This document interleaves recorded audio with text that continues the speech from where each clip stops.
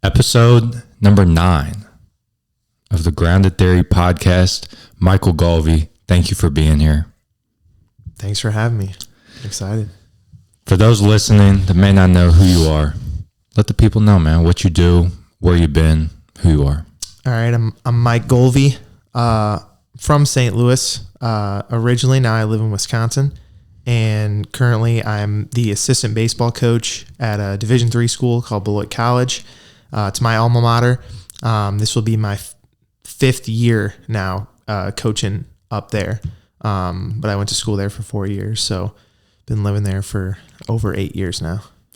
Everyone thinks Wisconsin's like on a different planet, but it's really not that far. It's only 4 hours from St. Louis.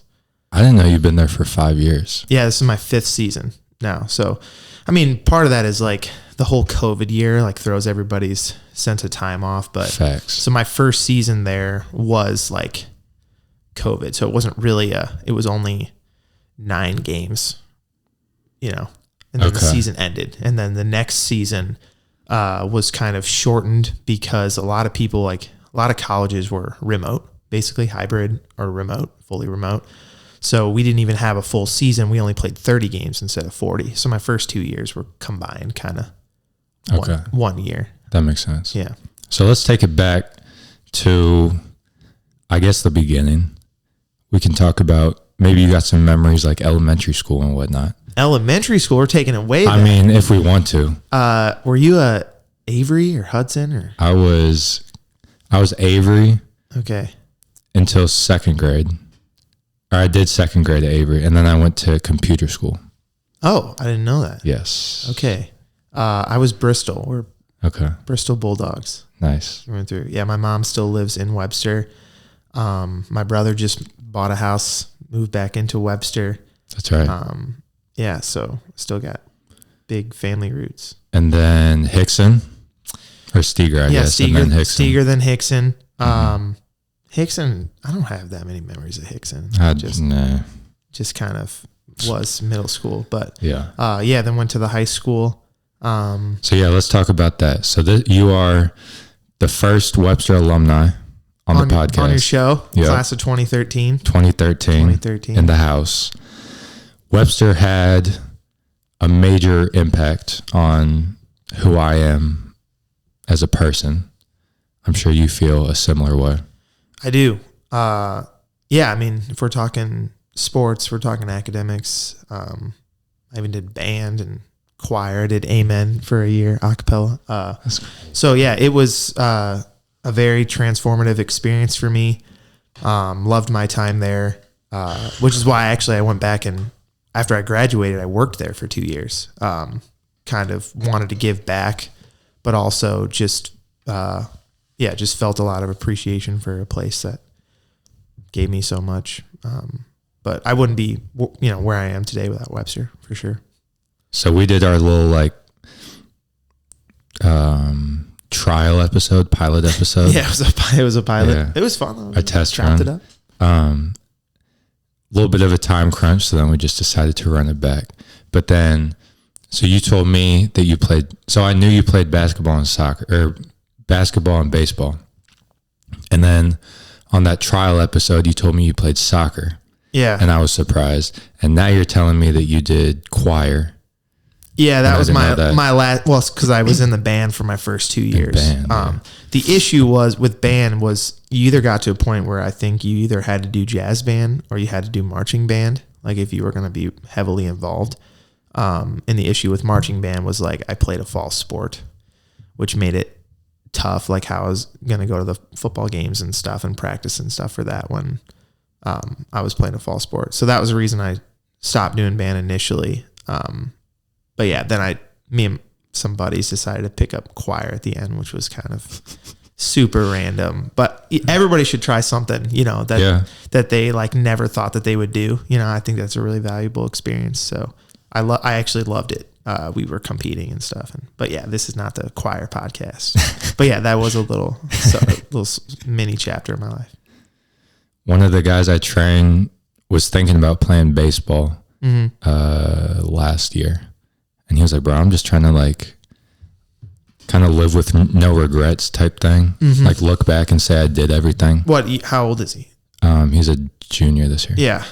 So like, I mean, he should do it. I mean, so yeah, I did end up, so soccer was my number one sport actually when I was a kid, like when I was 5, 6, 7 years old. I was playing a high level of select, club sport or whatever for all 3 of them for a while, like through middle school and stuff. And so I just kind of went into high school like, I'm just going to continue to play all 3. And it did, it was a huge time commitment for sure. There's sacrifice that's involved there, socially, and just because you're always in season.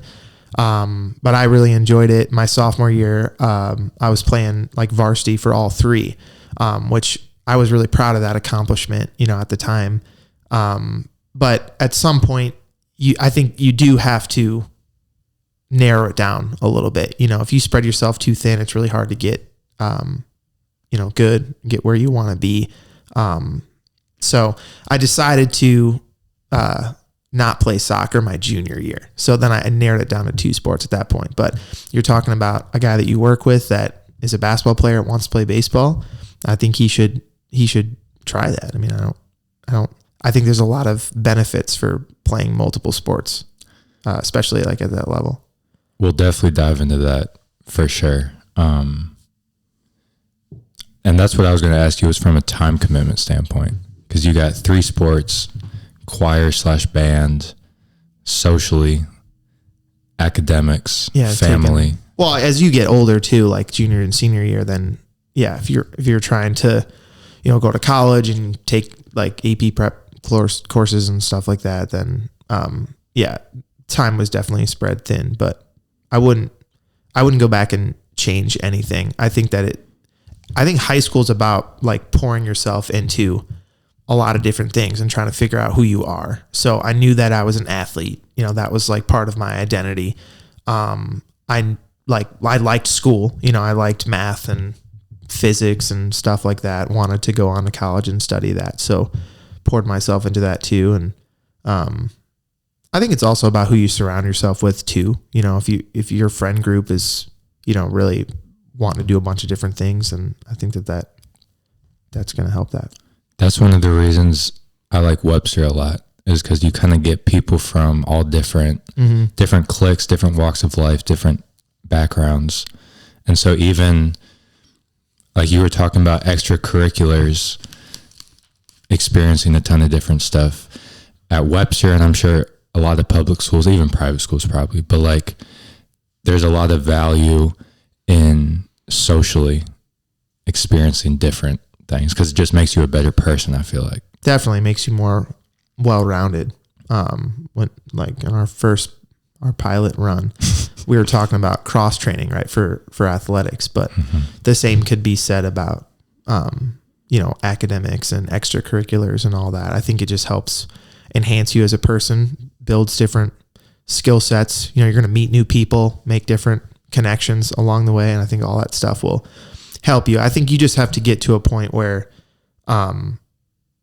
like if you feel like everything that you're doing is causing like the amount of things that you're doing, right, and trying to like combine and pour into your life, if you feel like that's adding a bunch of stress, then you have to cut back. But until you get to that point, if you feel like you can manage that and you're still able to, commit to all the things that you're doing, I think that it's really valuable. So let's talk about Webster basketball. TTW culture. Do they know what TTW stands for? Some of them do. TTW, go ahead. Toughest team wins, man. FTTF. First to the floor. And then ELC. ELE. ELE. Everybody loves everybody. No. ELC, early, loud, and continuous. Yeah, there's ELE, ELC. There's LMW. I forgot about LMW. Low man wins. Was ELE one of them? I thought it was. I don't think so. I think it is. They used to be on the little calendars. We get December practices. You had all the little acronyms. Everybody loves everybody. Yeah. Like, just be a good teammate. Put your arms around each other. Yeah. Just be a good teammate. That's the first time I heard that one. I also might have made that up. I'm not sure. I'm not quite sure. Pretty sure you did. But these are all from Coach Blossom. Okay. I do remember the calendars though. Yeah, the little practice calendars. Yes. He sent me one the other day. I was like, when y'all practicing? So he brought that over to Principia. Yes. But so Webster basketball was awesome. Yeah. So lots of different directions I could take this, but just overall, like, first, let's just talk about the grind of it. Mm-hmm. On our pilot episode, we talked about how it's kind of like college basketball. Like, it's kind of 4 years of college in terms of intensity, probably time commitment. For sure. Just talk about how you're coached. Exactly. Yeah, everything. Yeah. It's definitely not, Webster basketball was not some participatory thing, right? This wasn't like, if you like basketball, come on out, no, not at all. So it's not for the weak or the weary. There were lots of pretty good basketball players that came up, through the, Hickson middle school, ranks and all that, that didn't want to commit to what Webster girls basketball is, and still is. Math has done a really nice job transitioning, but the way that, at least when I played, right, because I didn't play for Mathis, I played for Blossom, but the way that it shaped me was like, it was my first real taste of like, hard coached, intense basketball. And I didn't play varsity as a freshman, so my experience with that started as a sophomore, because I shout out Coach Zach Smith, was my freshman coach. That was his first season as a freshman coach there. But just the way that the practice operates, just with like the younger players and the older players all practicing together, JV and varsity practicing together, that was a different experience, because there's obviously levels to that. You can learn as a younger player on the sideline from being in the same practice setting as older, more physical players. But also the intensity of how you were coached and the intensity of the drills, and being pushed to your limits. That was a first time experience for me. And there were a lot of people that they went through that like for a year, and they were like, or half a season, right? And they're like, this is not for me. Like I'm not willing to be coached in that fashion, or I'm not willing to sacrifice, my body, put my body on the line, what I'm being demanded of. But there's also a reason why that program is really successful. So I have a ton of respect for, how that program was operated, how it shaped me as a player, how it prepared me for the college level. They treat it like it's a college basketball program and you're in high school. So there's definitely a lot of growing up and maturity that happens, throughout that process.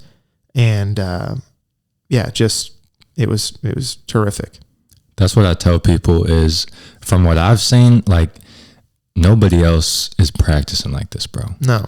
Like you said in the pilot, school gets out. At that time it was 2:30. Now it's 3:30. By 2:40, by 3:40, you're in your first drill. Yeah. School. I think the bell rang at 2:35. And if you're not in your practice clothes in the first drill at like 2:41, I mean, you were like yelled at, right? Like, Come on, hustle up. Here we go. So there wasn't much time to get out of class, briskly walk to the locker room, put on that crumpled practice jersey you probably hadn't washed in a month, and then get out on the court and you're doing, some one-on-one drill, or you're doing cone work, until warm-up started at like 2:50 or whatever. So it was like pre-practice. You were expected to be at pre-practice, and then there was warm-up and then there was practice. So yeah, it was just very, very intense. But you don't like, there's certain drills that you dread, but you eventually learn, you embrace it, right? It's like, this is a grind. You were talking about that earlier. It's a grind.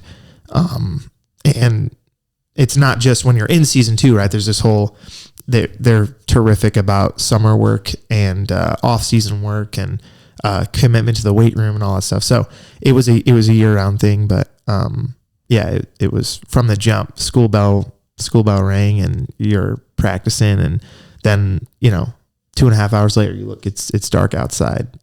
So yeah, it was intense practices. And sure. For that 2.5 hours, you're on go mode the whole time. Yeah, there's no, like, every drill is a live drill. People are shocked. Much. People are shocked when I used to say, like, there's no drink breaks. Mm-hmm. And you're like, what? No, if you need a drink, you go out in the hallway and you grab a drink of water, and I'm sure before you're back, someone is yelling at you to get in a drill. So it was just go mode for 2.5 hours. I mean, there was, you're always looking forward to guard post. That was that deep breath in the middle of practice. You could recover a little bit, but it was defensive. I think there was kind of a defensive focus usually, like the first 45 minutes of practice, and then usually we get into rebounding, maybe some transition kind of in the middle. We would maybe get into some sets and stuff towards the end of practice, but usually there was a little bit more 5-on-5 live. Even though it was drill related, there was never a roll the ball on scrimmage.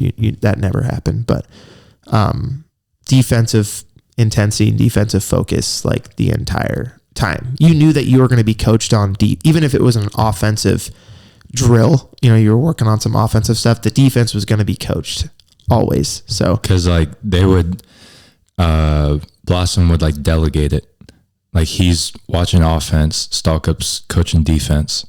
So, like you said, you're going to get coached. Right, or vice versa. And then you got, shout out Coach Scott Gauthier, but you got Gauthier, you got Beckman, you got, then later it was Mathis, Munsterman. You got guys that are just coaching you up, from the sideline direct practice too. So, definitely intense. I have some great memories of, because I was the, smallest, most unathletic, guy on the team, like, my whole time there. So, I just have good memories of just getting beat up, dude, at practice by, Jason Meehan or Joe Henderson or, Pete Fairbanks or Ray Sean, whoever.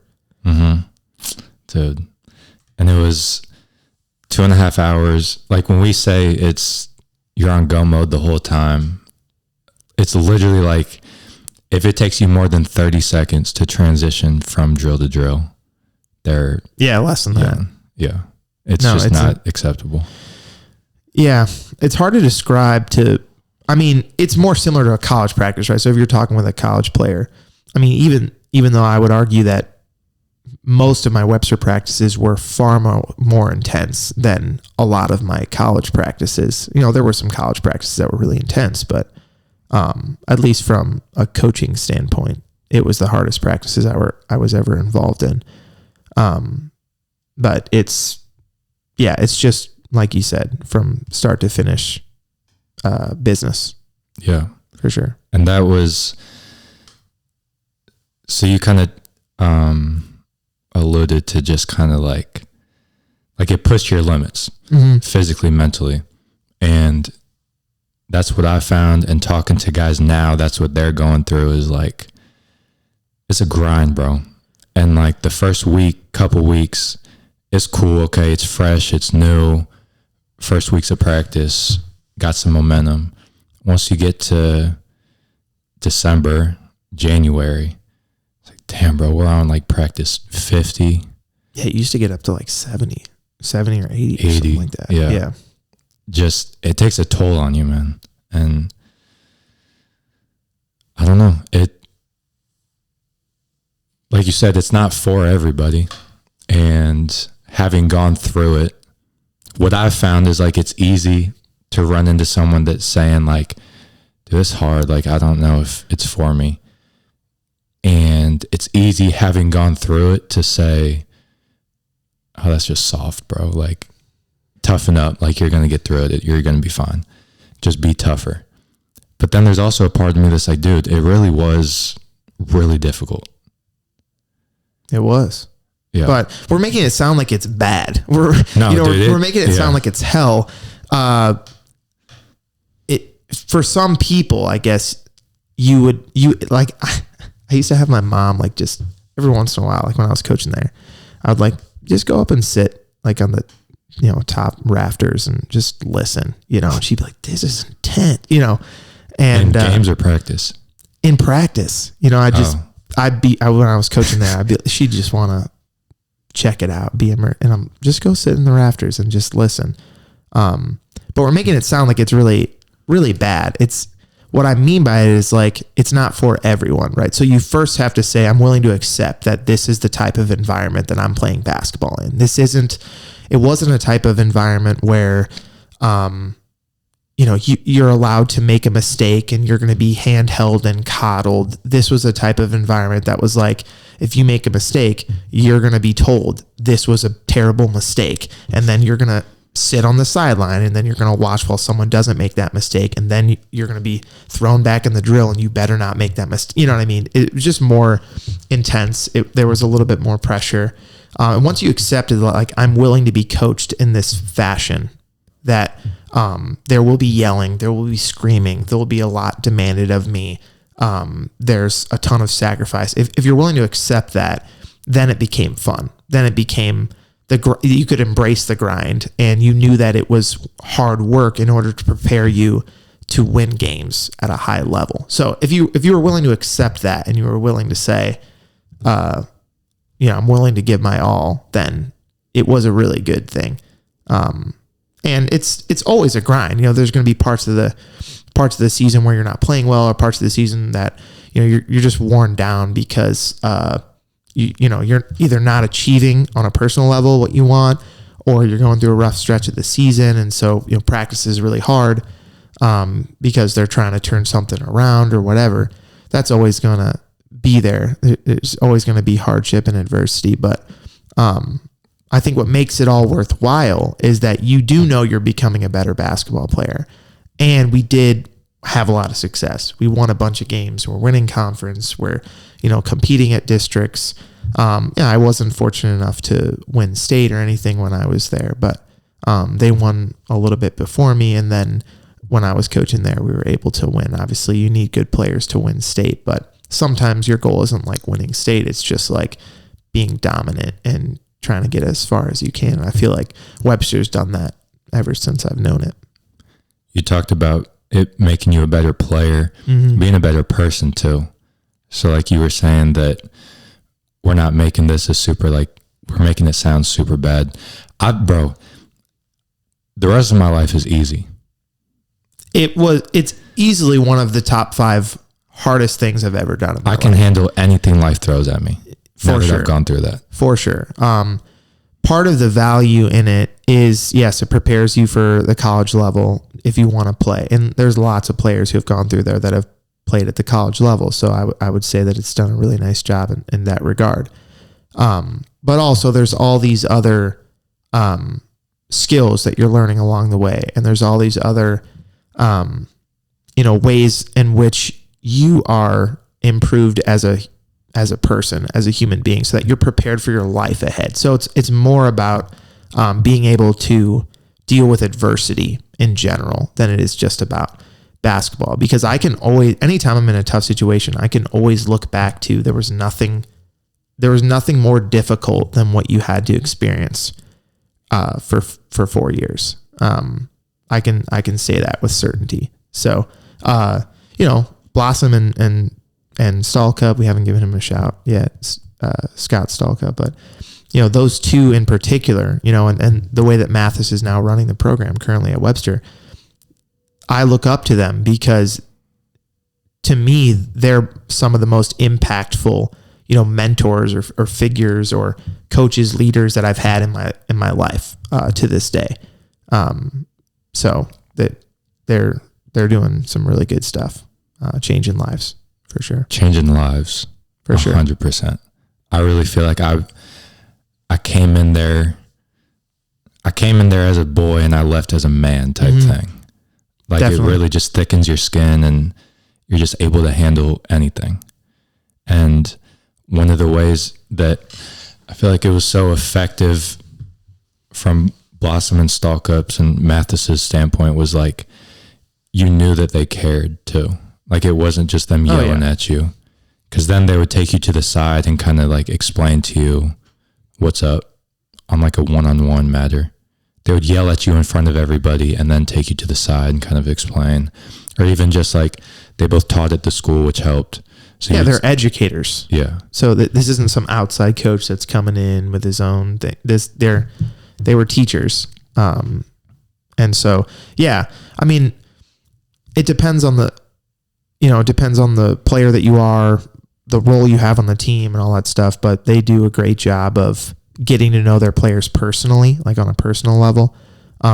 Because, they're coaching in a certain manner, but we all know there isn't a one size fits all, right? Everybody's a little bit different with how they operate. So, that's kind of a hard thing to do as a coach. I mean, I'm experiencing that right now, to coach a team in one way and be consistent in that way, because this is the type of example you're trying to set. This is the program that you have, but not everybody reacts to coaching in the same way, right? So you have to like coach your team in a way, but then also you have to take time to coach certain players, individually in a certain way, because, maybe they don't handle being, chewed out in front of the group in the same manner. Like for one guy that'll, get them going. Whereas for the other player, they sulk in the corner. Obviously Webster doesn't, they're not allowing you to sulk in the corner. They would just say, if you're going to sulk in the corner, get out, right? It's a little bit tough love. But soon you learn that like certain players, you have to handle them a little bit differently. So, I think they, by and large, did a really good job at that, but they also weren't, I will say this, right? Their goal was not to, every player that passes through there to give them the best basketball experience, right? That wasn't really their goal. Their goal was, this train is moving, right? We're trying to win championships. We're trying to breed excellence. So there was also like, if you're not going to get with this, get lost. But the players that bought in, that were like, I'm committing to this, they coached them on a personal level, for sure. Did you run Ray drill? Yeah, they started that when I was a senior, because it would have been after he graduated, right? And then it's named after Ray Sean, I'm pretty sure. Yeah, I may be completely wrong about that, but that's where you run 10 laps in 2 minutes around the cones. Yeah. So yeah, for those listening, half court line. It's a tough one. Yeah. You got on the half court line, you have like the two circles where the volleyball net goes. So like maybe 2 feet inside from the sideline on half court. Mm-hmm. You got the two cones right there, and then the two cones on the baseline underneath the hoop. So it makes like a diamond. And then you have to go 10 times around in 2 minutes. And it is by far the worst conditioning drill I've ever done. Yeah. I was trying to do the math. I was actually talking about this the other day with somebody. I was trying to do the math on this. So like, you have 12 seconds a lap. Yeah. To if you just ran each lap in 12 seconds, you would get 5 in the first minute, and you'd get 5 in the second minute, and you'd get 10 right at the buzzer. But if you did a down and back, most people, I think on a high school court, you could do that in 8 seconds.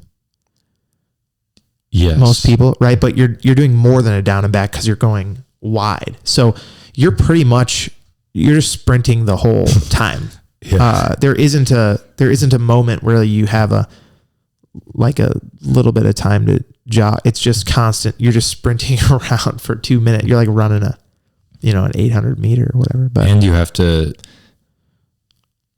change direction. It's sharp angles. Yeah. It's tough. There were people that would, because if you didn't get it in 2 minutes, you didn't say that, but if you didn't get it in 2 minutes, we run it again, So it was like, if you don't make it on the first time, you're not making it on the second time. Yeah. So there were kids that would, they're running around, it's getting close, and it's like 3 seconds, and they're diving, like Superman dive across the line to try to get one little finger across that line by 2 minutes. Yeah. Great drill. I didn't even think that was the hardest drill that we ever did personally, but that was a like conditioning standpoint. And really Webster didn't do a bunch of just straight up conditioning drills because you just got that as a byproduct of everything that we were doing. You know, when you're playing 3v3 full for multiple trips, that's conditioning in and of itself. But the hardest thing we ever did was the triple nickel. Did you ever do that? We didn't do that, but then as soon as I graduated, they started doing it again. Okay.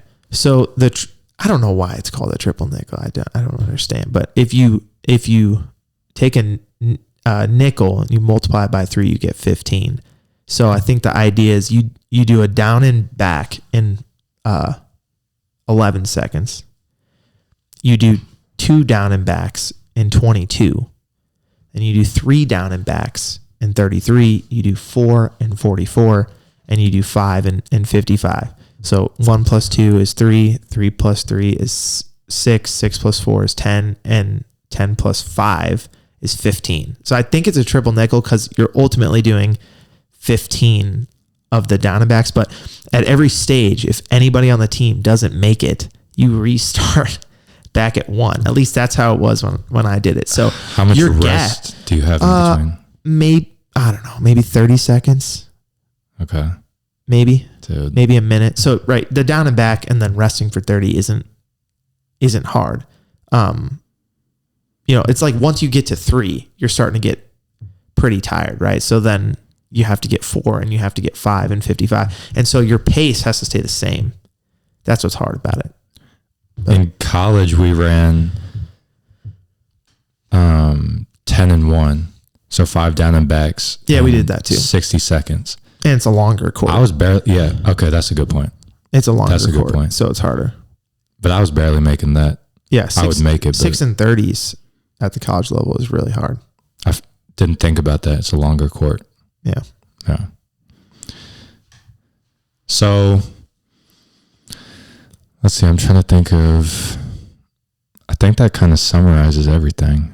It was just tough. I think most players just aren't comfortable being uncomfortable, and I think that's one of the things that, you hear about that in all different sports. Coaches say it all the time. I can't remember who said it most recently, but every once in a while it comes up, right? Some coach is on the podium. They're like, you've got to be comfortable with being uncomfortable.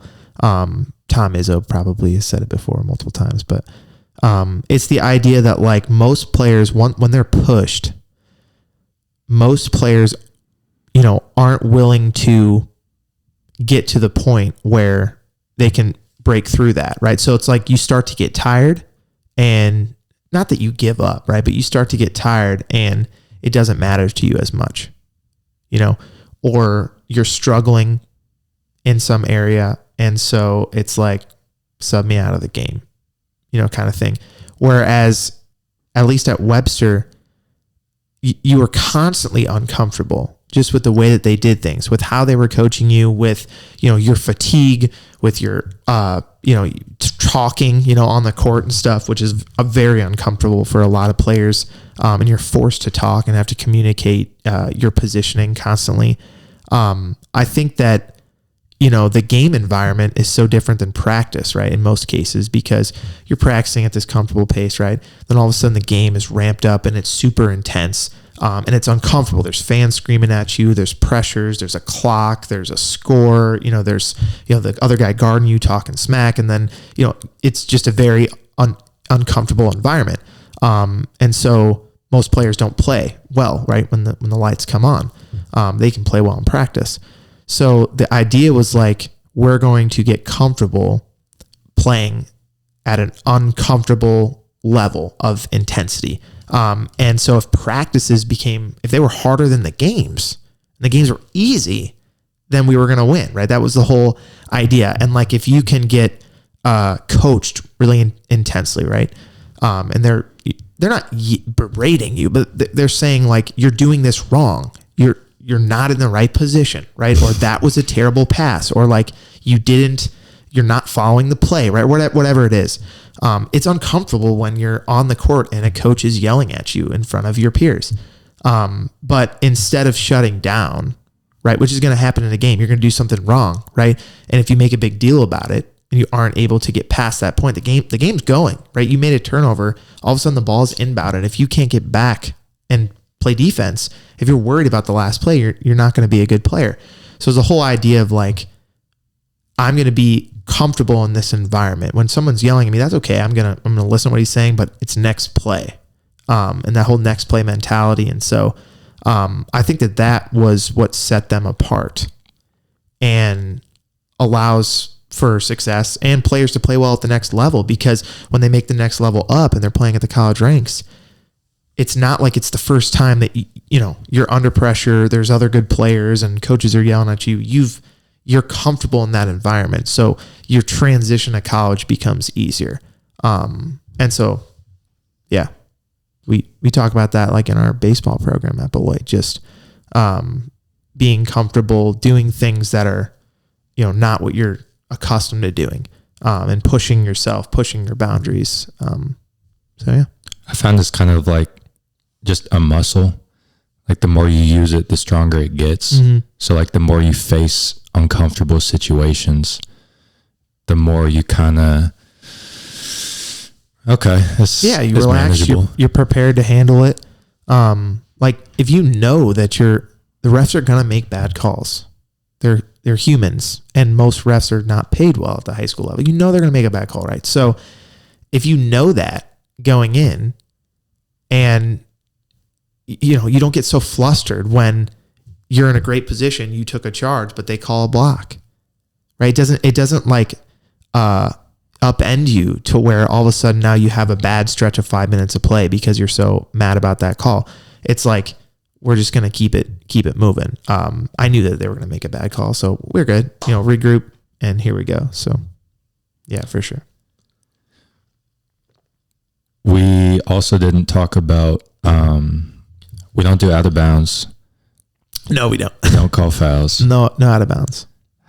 So I always felt like it was to your point, the game was easy because of that. Even just from like a fatigue standpoint, they blow the whistle in a game because the ball goes out of bounds. And so you can catch your breath for a little bit. You don't get that in practice, though. Yeah. No. And then I've always kind of been curious about this, is like, because there's this balance. So like no fouling, even out of bounds. But let's just talk about fouling, I guess. For this example, is like, there's this balance of being tough, handling contact, moving on to the next play, not getting caught up and getting fouled. And then also you have to develop good defensive habits. Can't be hacking in a game. I feel like they always did a really good job of balancing that. Like if you're hacking, they would call it. Yeah. It's not like they were encouraging players to foul each other. That's not what they were doing, right? That's what you're saying. But they didn't call fouls because they wanted you to be able to play through contact, offensively, and be tough with the basketball, right? Because in the game, someone might slap your arm a little bit and then you lose the ball, right? And it's a turnover. And so they wanted you to be strong with the ball, even when you're getting ripped and mauled and trapped and all that stuff. It was just about being tough. I think that's just what they were trying to do. But on the flip side, they do. You also can't just foul. Like if you're out of position and you're fouling, you're gonna get yelled at for that too. So they want physical. We're trying to impose our will physically, from a defensive perspective too. So it's also like they don't want to call fouls because they do want to see, are you able to play, physical defense, being in the right position. You may get called for a foul like in the game every once in a while because we're just a little bit over aggressive, but that was like the mindset that we wanted, was like, we want to be in good. They're teaching position and closeouts and help side and all that stuff, but also like we're trying to be a physical team. So I think it works well. The no out of bounds is crazy. I don't think anybody's ever, I like it. I just don't think anybody is used to that. Like when I was coaching, every once in a while people would come to practice and watch, and yeah, when there's some loose ball that goes out of bounds and then 6 dudes are sprinting over to the ball, banging up against the bleachers, diving on the floor for the loose ball. Yeah, that's a weird thing to see like in college. We never did that. There was always, that was out of bounds, throw it in. And I always thought that was weird. It's like, why are you stopping the play? Finish the play, and I think part of the no out of bounds is like finish. It's like, get the ball. Because, how much of basketball is like that 50-50 play or that effort play? Like most of it at the college level is, because both teams are really good. The skill level between one team and the next team isn't really, one team might have a better player, right? But everybody's a good player at that level. Whereas, in high school, I think you can win by just outworking someone. You can win by 50. But in college, like games are close, right? The difference are those 50-50 plays. So, I don't know. It's an interesting, I don't know why more teams don't do it. I mean, I can see why in college you don't want to risk injury, out of bounds, guys are diving on. I mean, those are big bodies and stuff. So I kind of get that to an extent, but yeah, I loved that mindset of like finish it. That was always something I was good at, cause it's not like I was dunking the ball. It's not like I was, imposing my physical will a lot, on the offensive end, but like I could give that extra effort play, and deflect a ball and it goes out of, and then dive on it. That was something I was good at. So you played soccer for how many years? In high school, you're saying? Yes. 2. I played freshman and sophomore year? Yeah, okay. Freshman and sophomore. And then baseball and basketball, all 4 years? All 4, yeah. And so when you were in the process of looking at colleges, going to the next level, were you set on, I want to play 2 sports? Yeah, I was set on that forever, as long as I can remember. Nice. Yeah, playing 3 sports would have been ridiculous. I would have never done that. But the 2 thing was like a goal that I had, and I knew that I wasn't, Division 1. But my dad went to a D3 school and, played sports there. So, I think he was pushing me to like look D3. He knew that like it would allow me to sort of balance like sports and academics, and just from just an easy definition, like, there aren't scholarships, right, at the Division 3 level for athletics.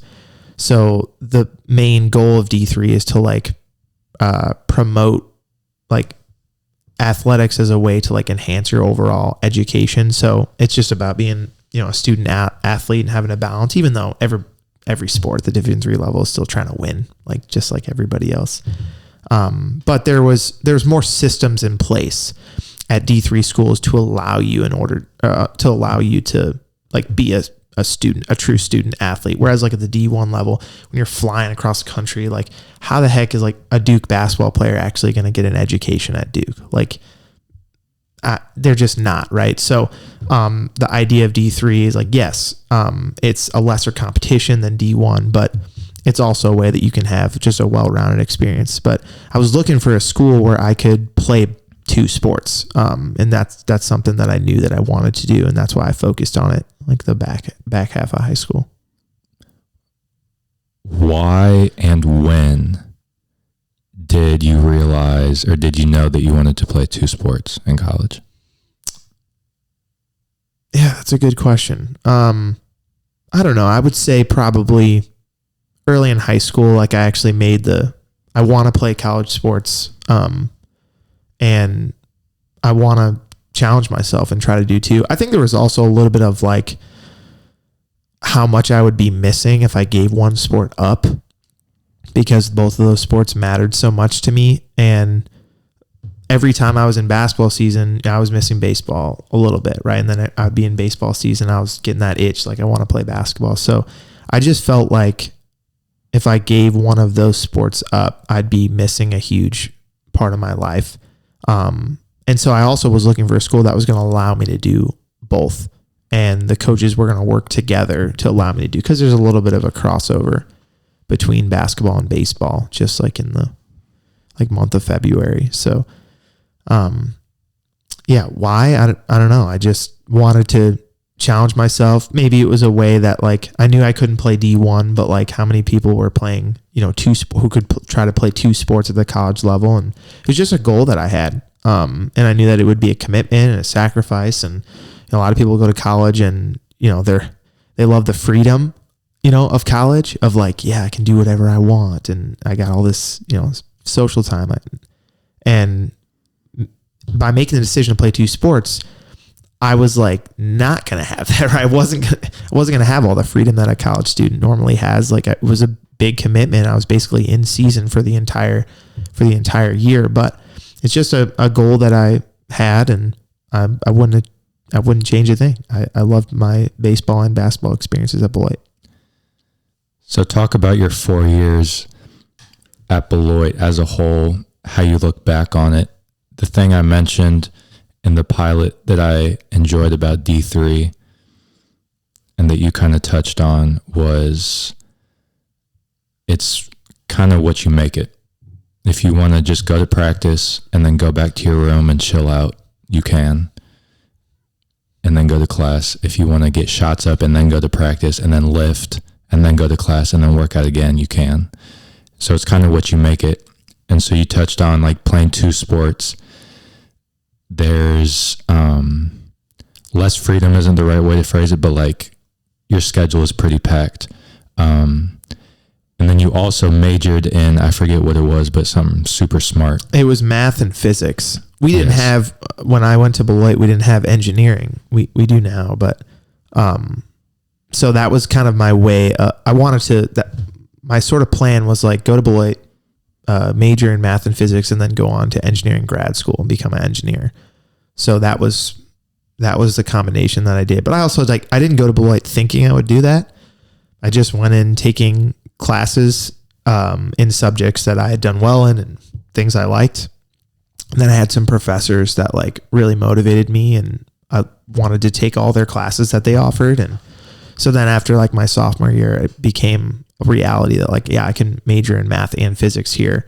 Like this is kind of my path. And then I started exploring different engineering options. But I'm not an engineer currently. I'm a college coach, but you never know in college, like ultimately what's going to be some of the most impactful things that you do. It may be a class that you took or an internship opportunity that you had that opened a door. Maybe some professor that, kind of led you to another connection, or maybe it's sports, right? Maybe it's the coaches that you had and the teammates that you had. It could be some club that you never know exactly what it's going to be. So for me, I loved my academic experience at Beloit. But I really wasn't like motivated to like continue on with grad school and spend more money and try to go down that path.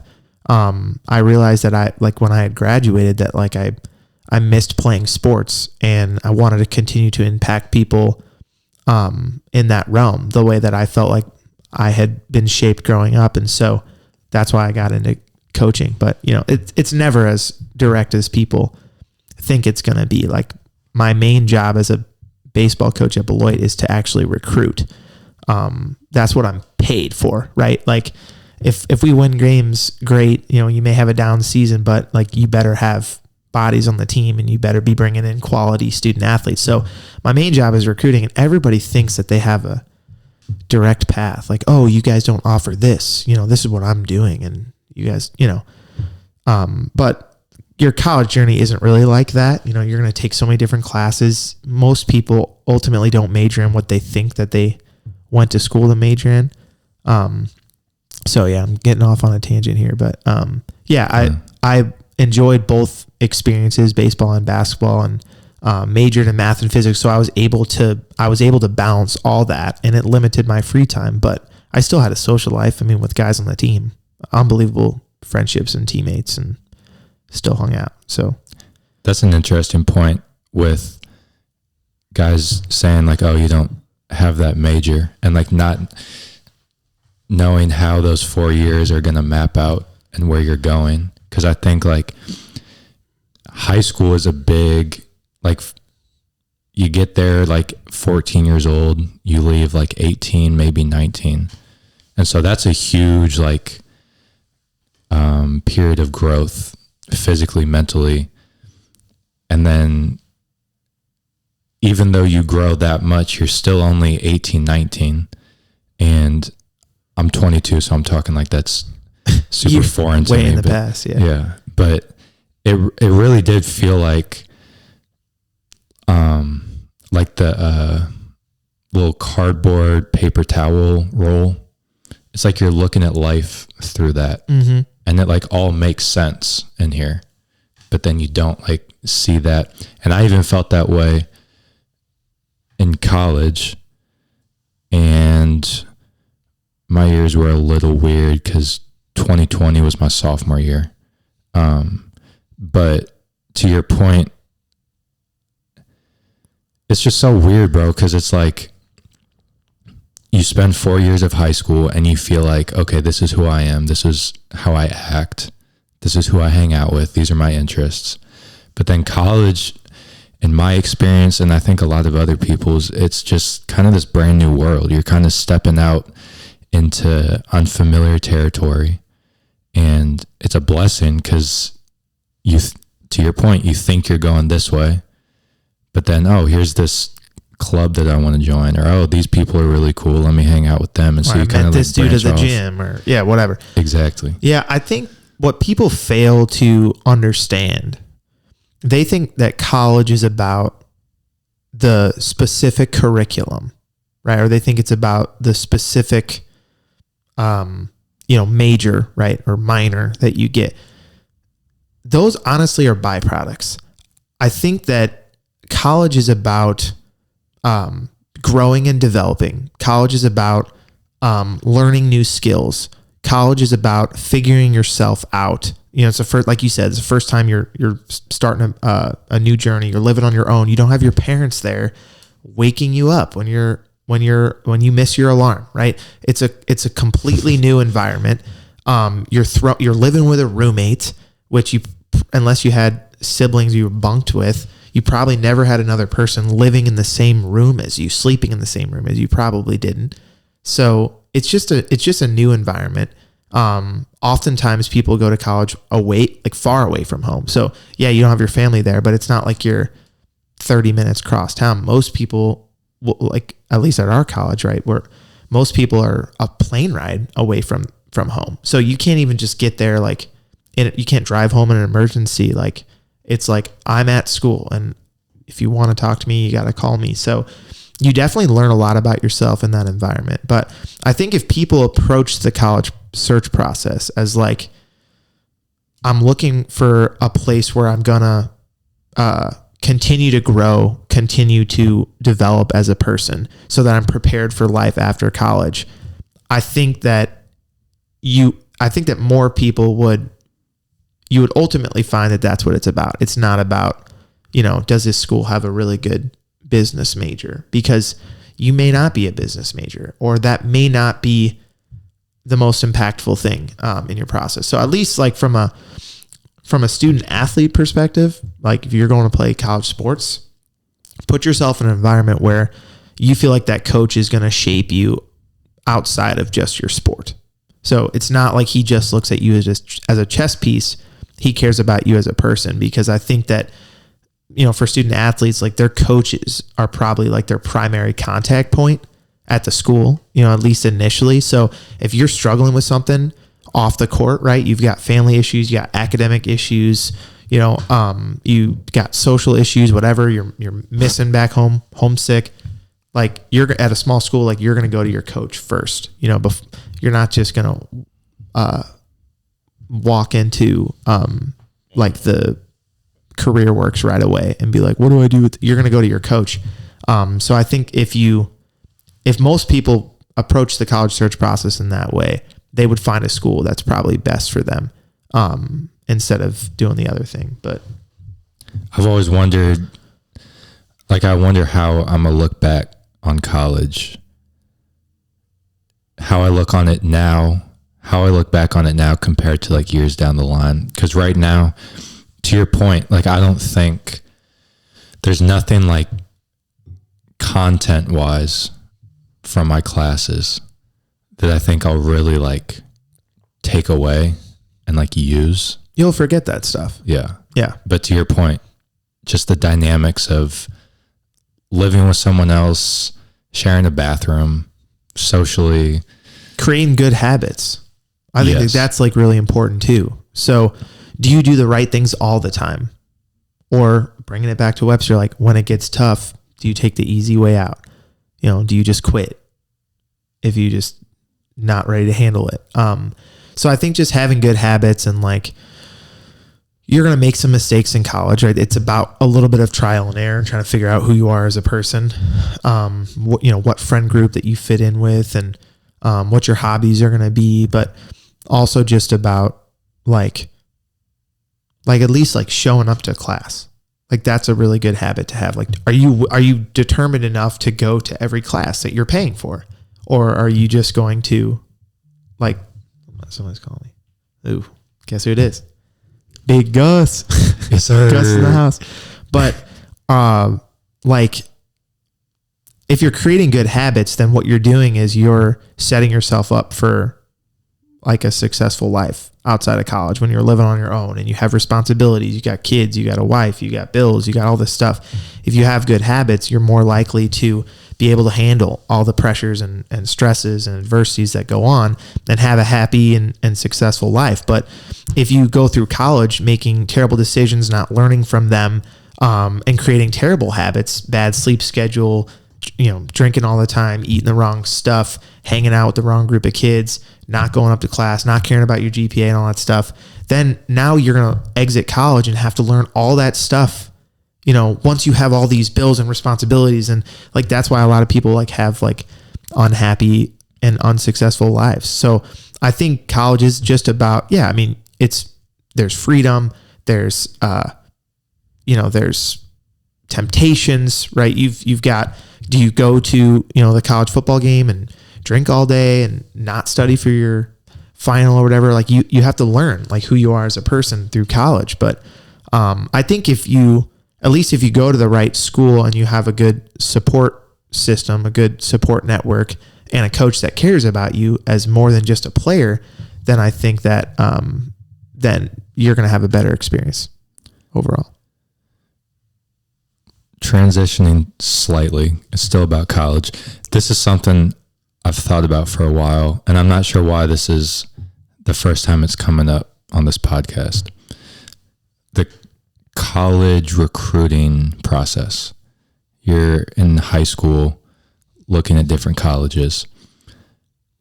I've found that the way that goes down, it's super hard to get a feel for what practice number 28 is going to be like. The culture, the coaching, the team, how film sessions go. Are you talking about from a player standpoint? Yes. When you're trying to get recruited? Because you can get a feel for how the coach is when he takes you and the fam to dinner and showing you around campus. You can get a feel for the campus. You can get a feel for the coach's personality as a person. But it's pretty hard, I feel like, to get like a true feel of how the team and coach are going to be until you're like paying tuition and you're until in you're practice there, 20, Yeah, it is hard. My experience as a high schooler, being recruited and stuff was actually really limited. I was under recruited. I didn't start in basketball until my senior year. I'm going to have to, he just keeps calling. So I'm going to have to put this on vibrate.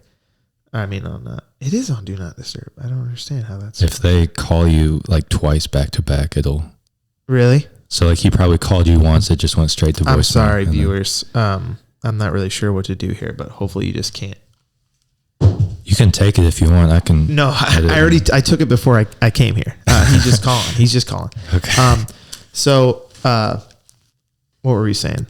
We were talking about recruitment process. Yeah. So it was a limited experience for me. So when I talk about this, I'm talking from a coach's perspective and what we try to do at Beloit, at a Division III school. That's a high academic school.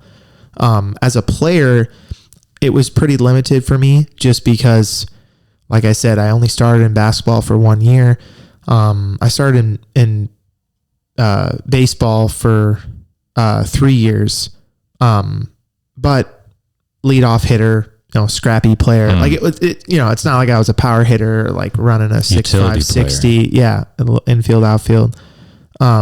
So it just was limited, and there aren't a ton of Division III schools close by, to St. Louis. There's Fontbonne, there's Webster, there's Wash U, and there's like Westminster, there's Greenville.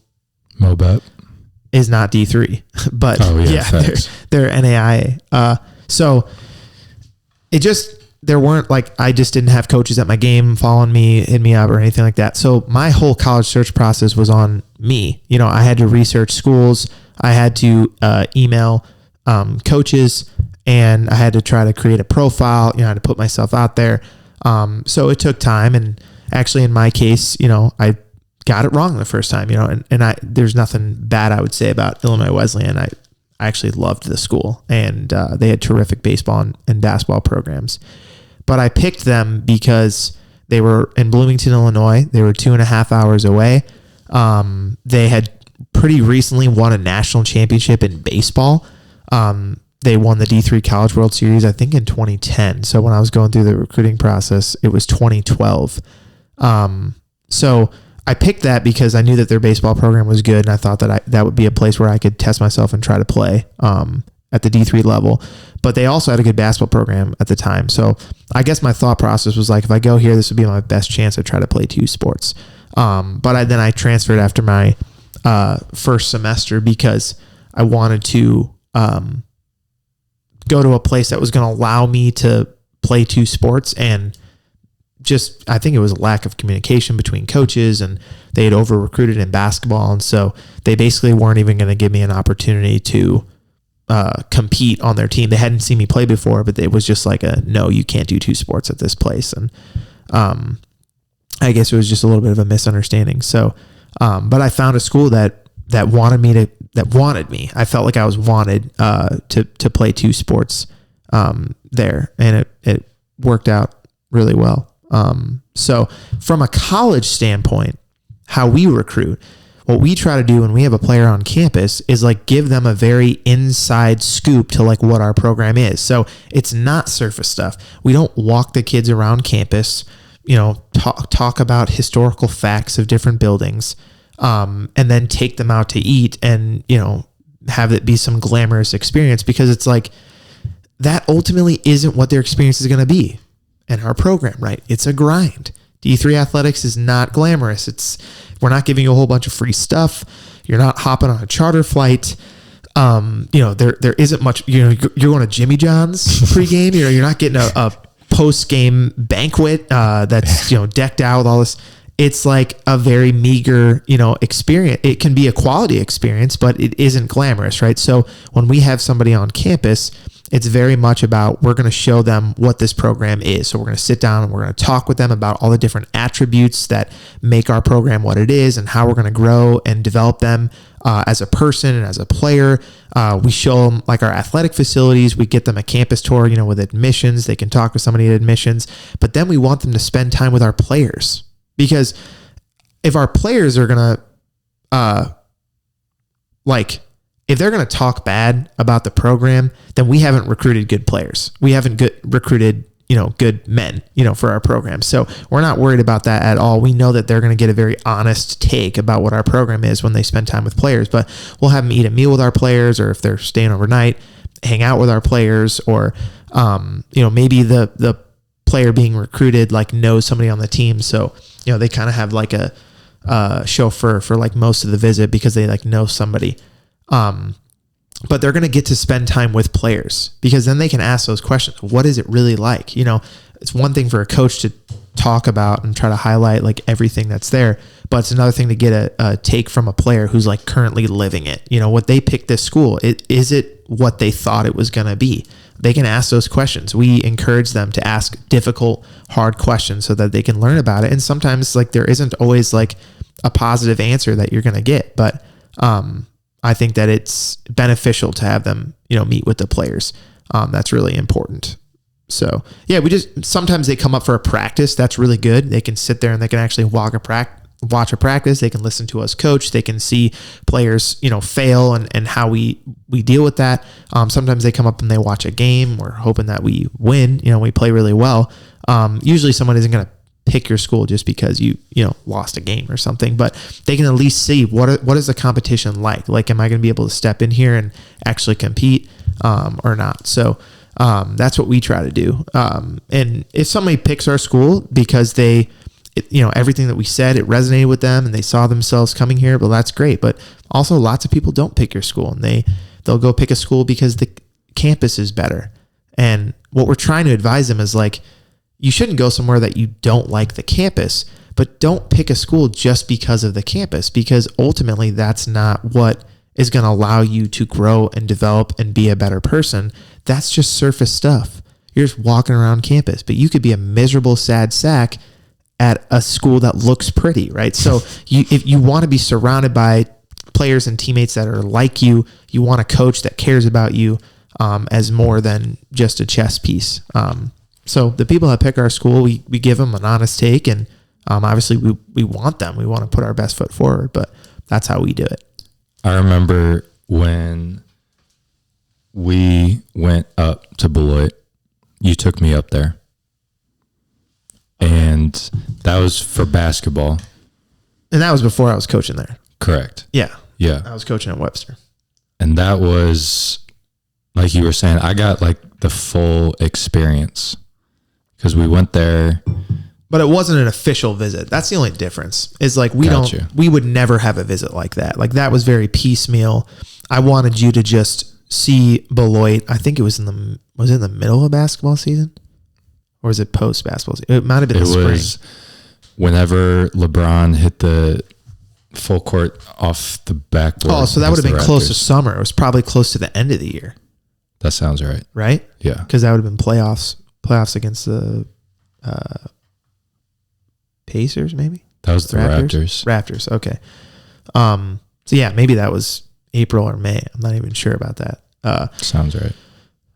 But yeah, I'm glad that I did that with you. I was upset how part of it turned out because it was piecemeal and I was trying to it wasn't an official visit, right? It wasn't like a coach had you up there and was like running the show. Like I was like, trying to show you everything. Mm-hmm. But yeah, I think the way that we do our visits now is like, it's run by the coach. We facilitate everything, but there are all these other parts that you can experience. You actually had an overnight, so you stayed overnight. You got to see a little bit of what it's like at a small, D3 campus. Pizza at 2 a.m., being delivered and stuff. Got kicked out the bed. And that guy was not a good teammate and transferred after that year. So I'm not shocked that he would come back to his room and kick a recruit out. I couldn't even imagine doing that. That's just insane. But yeah, I mean, you got some freshman dorm living experience, and what that's like. But yeah, what I wish would have been different about that experience is like the coach really facilitated everything. And I was just kind of passing you off and doing that. But I think just because of maybe how late it was, or maybe it just wasn't organized well. Also, that coach is gone. So I think he was maybe on his way out at the time and just kind of was like, I'm not dealing with this because I'm on my way out. The coach that they have now is fantastic. He's one of my really good friends and colleagues. He coached me. He was the assistant when I played there. He's fantastic, and he's turned that program around, and they are 8-2 right now and playing their butts off. And they're 4-0 in conference. I've gone to a lot of the games, so they've turned that around how they operate. But at least that was for basketball, right? And so the way that we handle it in baseball is a lot different. But I'm glad you at least experienced that, and that must have led you to, go in D3 and wanting to try to play, at that level. Yeah, no, I had a great time. We hooped with them. We went to a concert or something. Was there a concert on campus? Yeah, I don't know if we went, but yeah. No, we went for sure. I forget who it was, but she did something with Chance the Rapper. because they were singing Sunday Candy. Oh yeah, I remember that. But then we did that, and then I think we got pizza, something like that. But it was like the Palermo's. It's a staple. Like the full college experience, had everything. So at what point? So 4 years at Beloit, 2 sports. At what point did coaching come into the picture? Yeah, that would be after I graduated and was thinking about engineering grad school. I had applied to different places. I got into WashU, so I came back home to St. Louis, and I was kind of contemplating, do I want to do this? It would have been 3 more years of schooling, several thousand more dollars. And my heart just wasn't in it. I took some time off the summer and 2 months of fall. Once I decided I wasn't gonna pursue grad school. I traveled a little bit, saw some family. Just honestly was feeling a little bit hopeless, mostly because I wasn't sure what direction my life was gonna go in. Probably more than anything, having an identity crisis. Kind of playing sports at a high level for so long, and then that's taken from you, and there's no season to look for. I was always in season. Like there wasn't let's say you just play basketball.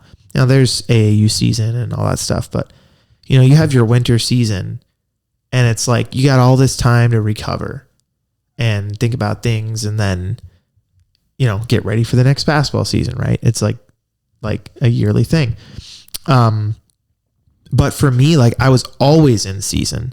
There was never this reflection time, really. It was just kind of transitioning one season to the next. You play soccer in the fall, you play basketball in the winter, you play baseball in the spring, you play every sport in the summer, and then you just keep going, just constantly being in season. And, being in a college season is obviously a grind.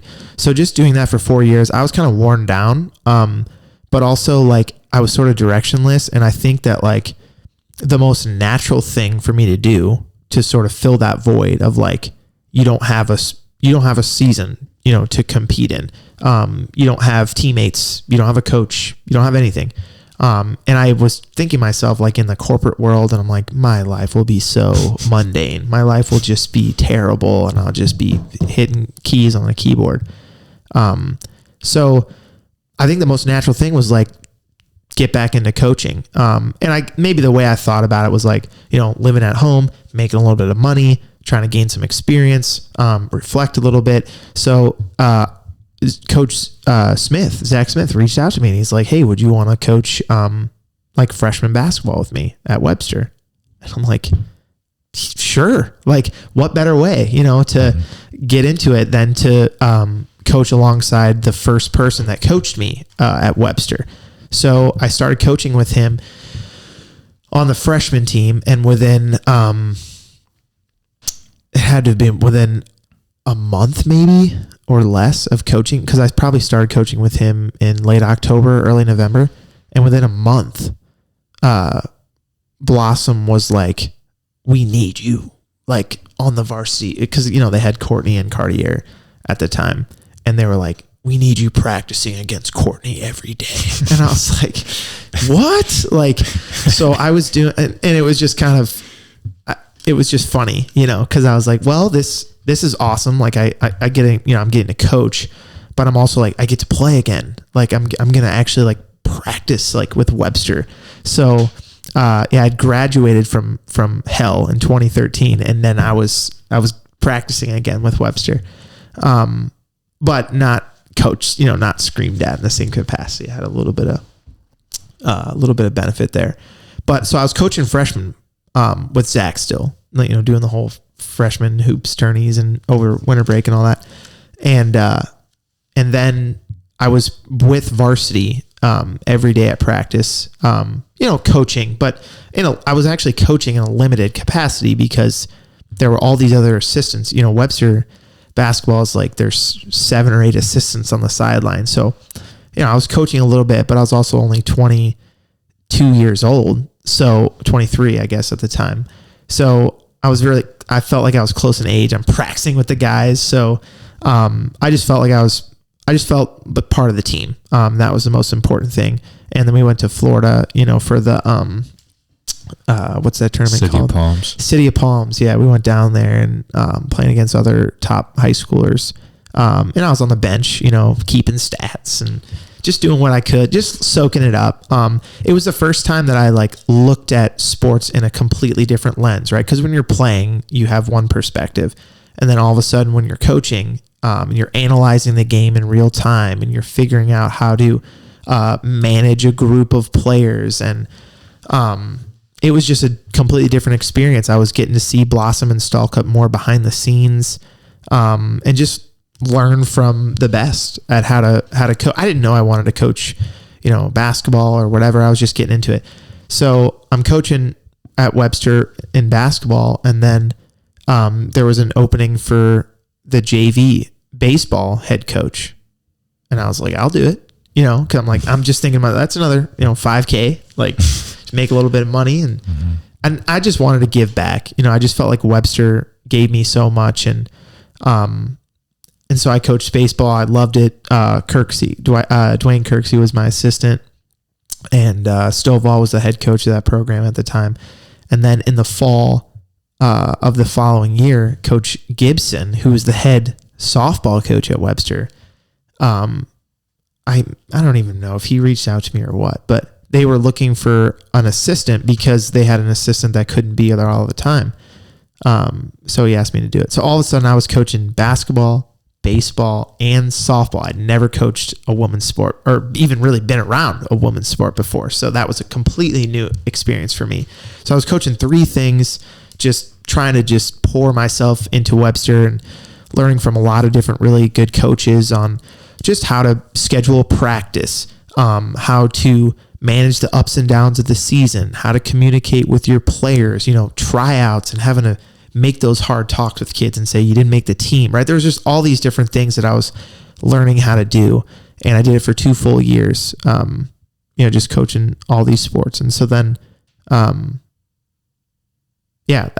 was my experience at Webster, was just, after I graduated, was just coaching a bunch of different sports and pouring it in. And the following year I had a little bit bigger role, coaching basketball.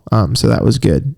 Actually getting to coach up players, still practicing, but with the team. But, that was your senior year. You coached my junior and senior. Yeah, the senior year I had more of a role as a coach. I was still practicing with the guys, but I had more of a role as a coach. Do you remember at City of Palms, we practiced? Yeah, at the Canterbury High School place? Yeah. And I forget what happened. I think Cartier was involved, but that was the most irate I've ever seen you. Do you remember that? Not really. Really? I've just had so many Webster practices. I don't really. Was it I remember that was one of the first times that I was practicing. Okay. I think with that group. Probably. I don't remember what happened. What happened? I don't remember what happened, but I just remember. Was I getting mad? You were pissed. By far the most pissed I've ever seen you. I don't remember that at all. It just sticks out in my mind. I forget what happened. I forget what happened to make you pissed and what set it off. But you was I yelling at players or was I? I don't think you were yelling. I think you were just taking your anger out on defense and just being super physical. It could have been. I mean, my role was it never was clearly defined, but my role that year was just make practice more difficult for the guys on the team, especially the first unit, because they had really high expectations that year. You had 2 you're coming off winning a state championship. You had 2 unbelievable players who were going to go on and play high level D1 basketball. So I think they were looking for more motivation for the group. Let's repeat. And so I think my role was just guard Courtney in practice, kind of elevate the intensity of practice because I had played in college. So, I knew what it was like to have to compete at the next level. So, but yeah, there were probably several. That probably wasn't the only one. There were probably several moments in practice where, I was just trying to amp it up, trying to turn it up a little bit, getting mad about something. Who knows? And then at what point was it during those 2 years coaching that you did semi-pro basketball? No, I didn't do semi-pro till I moved to Chicago. That's right. So I was playing in leagues. That's what made me want to play semi-pro. So I was coaching basketball, coaching baseball, doing all that stuff. But I was still playing pickup at night, like on Tuesdays. And then I was playing league on like Fridays, Saturdays, and Sundays, like in different leagues. I played at the JCC. You'd play at Shrewsbury, wouldn't you? Played in the mornings. Yeah, they didn't have like a league. Well, actually, they. I just remember you going up there to hoop sometimes. Yeah, there was 5:30 a.m. basketball at Shrewsbury in the morning. There was a league called the Show Me League. I played in Shrewsbury, but I was playing at the JCC. I was playing at Salvation Army. I was playing at the Y. I was just playing in all these different leagues. And in some of the leagues, I was doing really well. Like I feel like you've heard people say like you don't reach your peak, as an athlete until you're like 28, or 29. So for some people, and this was true in my case, like my peak was not college. I was still growing as a player in college, but still I was like, you have a limited role in the team, right? So it's like you're a defensive stopper, you're a corner 3-point shooter. Shout out JJ Redick. I'm rocking the JJ Redick jersey today. But like my role was limited. It wasn't really until like my senior year, again, even in college, that it was like you're expected to score all the time and put the ball up. And I wouldn't say I did a good job at that in college, just because it was still like a new role for me. So I just continued to grow as a player. So those 2 years that I was back at Webster, I was playing in all these leagues and playing pickup and stuff. And I felt like I kept getting better as a player. There were certain leagues where like I was scoring a ton and leading teams, and that made me think, is there another level that I could maybe play at? Like I'm still growing as a player. Could I do this? Obviously NBA was out of the question. Euro League out of the question, where I wasn't going to go to like China and play. No. But was there some sort of like semi-professional league that I could test myself? Like, could my identity was still so wrapped up in being a player. Like I was coaching, but it didn't occur to me that like coaching was going to be like my full-time job. Like it was just, I'm doing this, I'm giving back, I'm loving it, I'm immersing myself, but I want to keep playing. Like I had this itch to like keep doing it. So the opportunity that opened up to me was trying out for a semi-pro team in Chicago. So after 2 years of being at Webster, and I also worked some other jobs. Like I worked in Clayton, like at a title insurance company, and it was a great company, and just did some summer work. But I was like, I wanted to play. And so I moved up to Chicago with the intention to like try to play semi-pro ball. It was at the same time, simultaneously, that the head baseball coach at Beloit, his name is Dave DeGeorge, and this is now his 35th year as the head coach there. So he coached me when I was at Beloit. We had never had a salaried full-time assistant in the Beloit baseball program. It didn't exist. All the assistants were stipend $2,000. They all had other full-time jobs, and they would just come to practice. But they were in the middle of kind of creating a position where I was paid to like recruit. So I would be kind of like a recruiting coordinator. I would be the assistant and be in the weight room with the guys, and it would be a salaried thing. So there were talks of this happening. He reached out to me, asked if I was interested.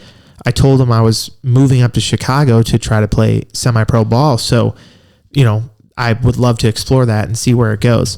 So I tried out for 3 different teams up there and picked the team that made the most sense geographically, and also just like it was closest to to Beloit College, so that I could like maybe commute, and because I didn't know how it would work out, like if I would continue to do that for 5 years, or like if I play for 1 year and then the job would become more important. I wasn't sure. I was doing both kind of at the same time, really, with no experience. So the team I played for was based out of DeKalb, which is where Northern Illinois is. It's about an hour drive from Chicago, so it's not really like a Chicago suburb. It's an independent city, but it's sort of greater Chicago area. And it was about 45 minutes from Beloit, which is in Wisconsin. So it was a great experience. It was absurd at times, but it's fun. I mean, I loved it. Everybody, like all my teammates, like most of them, like hadn't played in college, but had been playing at a high level for a long time. I was one of the younger guys on the team. I think so at the time I was 25, and most of the guys were between 24 and 35. So it was kind of a range of ages and just backgrounds, and it was awesome. We didn't get paid very much. We traveled mostly in the Midwest by team bus or rental car, or sometimes we drove ourselves. And the competition was just better than, it wasn't like more cohesive than college, but individual talent, way better. Not even close. Not even close. 6'10", freak athletes dunking, like windmill dunking and over people in transition. Like it was like, whoa. And then it was called the ABA. So it was also, there were some quirky rules to it. So there was this, like, if you turned the ball over in the backcourt, this little red light would go on. And so then all threes were worth 4 points, and then layups were worth, like, 2-pointers were worth 3 points. So there were also some like weird rules to it as well. So yeah, it was really cool. And I did it for, so the first year was a complete season. And the second year, because of COVID, it was just different. It just was like with mask mandates, and some gyms we play at, you didn't have to wear a mask, and others you had to be tested for COVID before. It just was like, it was chaotic and just irregular. And so I did it, but the season was kind of broken up. We didn't play as many games. And then the following year, I actually joined a different team that was based out of a different city. But a lot of the same players from my other team moved over to that team. And that season I only played like half a season because my job became too demanding. So I would play like, October through January, but then when baseball season got ramped up, I couldn't make 3 practices a week and 2 games on the weekend. Like I just couldn't commit to doing that anymore. So, I was like full baseball at Beloit, and so I don't play semi-pro anymore, and I still think of myself as a player, and I don't have any opportunities, but that's life, man. You got to grow up. We had a lunch date at Pickleman's while you were playing semi-pro. You were like back in town for whatever reason, and you were saying that like the way you get paid, the amount you get paid depends on like how many people show up to the game. Well, and every team operates differently. So you could play for one team and this is how they do business, and you play for another team, and it's not like there's some massive governing body that's telling you how you can pay your players. It's all based on, does an individual team have a bunch of sponsorships? Is the owner wealthy and like want to provide for his players? So it's kind of like the wild, wild west of professional basketball. There were certain games where like it would like be an away game. We'd play like in Chicago somewhere, and like the rest would show up, and the other team wouldn't pay the rest before the game. So then the game would just be canceled. And you're like, well, you already charged for all the fans to get in the game. Now, so there were some crazy things that would go on, but in general, you would get paid for home games when you would charge admission, and then they would like pay you. And then in general, they would cover travel expenses, but you wouldn't really get paid on the road. They would just like not reimburse you, but they'd cover like meals and gas and hotel if we stayed overnight and stuff. So it was limited. I mean, I would say like at the most I made about $5,000. So there were people that didn't have another job that were, couch surfing, crashing, at somebody's place, trying to play on multiple teams and make some money and just be able to like afford like food and clothes and stuff. And They were just living and hooping. But there were other people that had like a full-time job. You know, they were like an Amazon warehouse employee, and they would work like the night shift, and then they would like get a little bit of sleep, and then they would like come to practice. And yeah, because they had a family, you know, and they had kids and stuff. So it was just like, it was fun for a while it lasted, but it wasn't like a full-time thing. And the team that I had joined was like a relatively newer team, so they didn't have like a strong fan base, and they didn't have a bunch of solidified sponsorships. You know, there wasn't like, you know, Chick-fil-A wasn't sponsoring them and stuff. It was like a little insurance agency and, you know, like mom and pop restaurants. So it was harder to get like a bunch of money, but there are some ABA teams that are like legitimate, solidified, been around for 35 years, and there's probably more that goes into that. So it just kind of depends. I was just happy to be offered a tryout. I played well, and they wanted me on the team, and I signed a contract, and, you know, we got uniforms, and they gave us post-game meals, and, you know, there were perks and stuff. It was also like a social thing too. Like it was like you know, you could spend your weekend, hang out with guys, make new friends. And, but yeah, the competition was great too. Like just we got to play at the Unite Center. We got to play on the Bulls court. Wow. That was really cool. And I hit a half court shot at the buzzer in that game too, which was sick. And had a bunch of like family and friends there. So yeah, I mean, it was really cool. Yeah, it was a great experience. Wouldn't trade it for anything, but also happy that I'm not doing it anymore because it was a grind. Have you heard of the TBL? Yes. The basketball league. Is that what it stands for? I haven't looked too much into it, but I've just... So they're growing a lot. They're more established, I think, than the ABA. They probably pay their players more. They play in better venues. There are teams that keep popping up all the time. St. Louis has one. The Griffins or whatever. Is that TBL? Yeah. Okay. Yeah, I didn't know if they were ABA or not. They might be. I don't know. Yeah. So then there's a team, I think, based out of Kansas City. Yeah, that's dude, I thought about it, but I like where I'm at. I like where I'm at in my career. Yeah, you're in a good spot. Yeah, I'm not going back to that anymore. But yeah, for anybody who's kind of out of college, looking for something to do, like really has an itch and like is a good player and thinks that they can play at that level, they should at least go to a tryout, because I think spending 2 years like trying to do that, I think is meaningful if like it matters that much to you. And is that classified as semi-pro or do you? Yeah, it's semi-pro. Okay. It's not. I would say whatever's classified as semi-pro is like if you can't make a living doing just that, it's semi-pro. Gotcha. So even if it might be like pro ball, you're only getting paid $30,000, you're making a living. I mean, you can live off $30,000. It's not a ton of money, but you're making a living, right?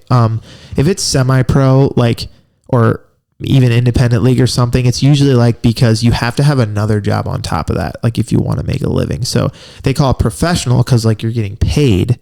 You are a professional, but it's not a full-time living thing. If you really want to have a full-time basketball, you got to get out. You got to leave the country. You got to go to, because I have friends that play like in like Iceland, or a friend that plays in Belgium or whatever, and you have to equate what money's worth there and stuff, but they're making a full-time, it's not a ton of money, but that's like professional ball. Like they're paying them enough to fly out there, live there and stuff. Then they come back here for a couple months and then they go back over there. So it's hard to make like a living doing it in America if you're not playing in the NBA, but it's better than playing like at the Y. It's better than playing at Lifetime. It's good basketball. So you moved to Chicago to play semi-pro, and then that's when the Beloit administration, coach, whatever, was exploring the paid role for an assistant. And that kind of fits the theme of at Webster, get your foot in the door with Zach Smith, and then, oh, by the way, Blossom wants you to practice, and then JV spot baseball opens up, and then, oh, by the way, you should coach softball. So it sounds like that's kind of a common theme, is like doors just kind of open effortlessly. Yeah, and that's not really just a theme for me. That's how coaching is. You know, if you look at take whatever college football program that you want, and you look at that head coach's resume, he's probably been at 14 other places. He was he was a quarterback's coach. He was a tight end coach. He was a defensive coordinator. He's at all these different places. That's usually how coaching is. You're trying to find your way. If a door opens, you explore it. You take advantage of it. You learn from it. You move on. So yeah, it worked out that Beloit created this position and offered it to me. I'm getting to coach alongside underneath an absolute legend of Division III baseball. So he's teaching me a ton, mentoring me. He's giving me a lot of responsibility. He's also the athletic director at Beloit, so I get to do a little bit more head coaching duties, if you will, because his time is occupied doing other things. So it's been a great experience for me, and it's continued to grow for me over the time. And so I think it's probably true with other professions too, but I think that you should, if you get an opportunity, take advantage of it and see where it goes. It doesn't mean you have to stick with it forever, but there's always, whether it's positive or negative, there's always things you can learn about and experience. Earlier you mentioned, well, I'm going to get back to that. So you coached basketball, coached baseball. What do you feel like are the biggest differences between the two or similarities? Yeah, it's tough. I would say, I guess where I would start would be how you coach your players is way different. At least comparing Webster basketball to Beloit baseball is like it's night and day. Both coaches can be fantastic at what they're doing. I think part of it is just the nature of the sport. It's a lot different. It's really hard to be a baseball coach and you can be demanding, but as intense as like Blossom is in basketball, you can't do that because baseball is a different type of game. It's so much more of a mental game. In basketball, when you make a mistake, this is how I would define it. In basketball, when you make a mistake, how much time do you have to think about that mistake? Like less than a second. Yeah, if you miss a shot or you turn the ball over in live action, you're actually running back on defense. So the game has not stopped, right? But baseball is so station to stationary. Baseball is so station to station. It's just a different type of game. If you strike out, there may be an hour that passes before you get your next at bat. So certainly you can't keep up the intensity through the entire baseball game because it's just too long of a game. But it's also like it's not as quick of a turnaround. So you have to be more positive. You have to be more process oriented as a player. And so I think from a coaching perspective, it's more about prep than it is about in-game coaching. Whereas in basketball as a coach, there's so much that you can do in the middle of a game in terms of substitutions and in terms of game plan and changing the defenses and calling a play and doing all this stuff. Whereas in baseball, it's basically about setting a lineup and letting the guys play and hoping that over a long period of time, it works out in your favor, right? In terms of like batting average and stuff, you can't look at a 3 at-bat sample size and then make an evaluation on somebody's batting average. They could have hit 3 balls hard, but they all were lineouts, so they're 0 for 3, right? So you have to give players a ton of opportunity and then evaluate them. So there's no point in, yelling at them about a mistake and stuff in baseball when it's a little bit more of a numbers game. And certainly you don't want them dwelling on that for an hour while they wait for their next at bat. So I think that baseball is about building your players up. It's about preparing them for different scenarios.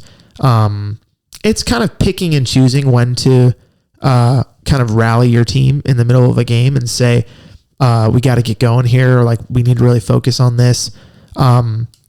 But baseball there's so much work done behind the scenes in terms of trying to mold your players and just have them stay even keeled over the long haul of a season. So I enjoy both, but obviously, coaching baseball now, it's taken some time for me to evolve as a coach to how I'm gonna coach guys at this level to get them to play well.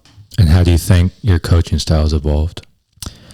I think that having different coaching mentors has helped me figure that out. But I just think that it's also different, I would say, coaching college athletes versus coaching high school athletes. That's another difference.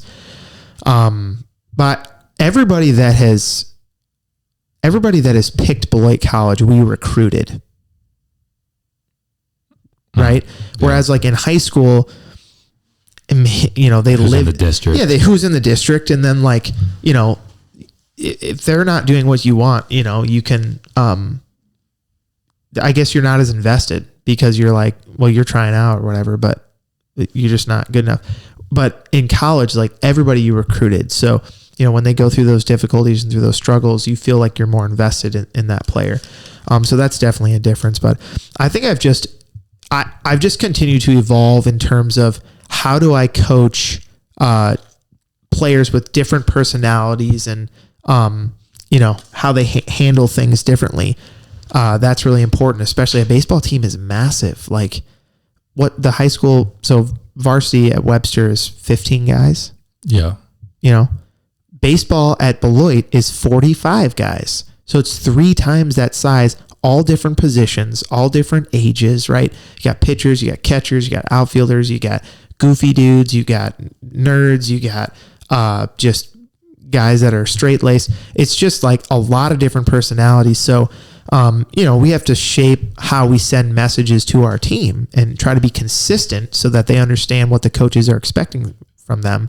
But also, you have to coach so many different quirky personalities and guys that, some guys are really hard on themselves. Some guys don't motivate themselves enough. So I've just continued to evolve in that fashion. Every person is different. And you have to figure out how to optimize, how am I going to maximize what I'm going to get out of a given player? And especially because I'm invested in this player, I've recruited them to come here. So I'm not willing to give up on this player. I've got to figure out a strategy to do that. So I have no better mentor than Coach DeGeorge because he's been doing this for 35 years at this particular college. So I feel like I've really gained a lot of experience through working with him. You just touched on something that you mentioned earlier that I wanted to circle back on, which was coaching people different personalities. You have to approach them certain ways. You can't yell at the one kid in front of the group like you would the other guy because he'll go stand in the corner.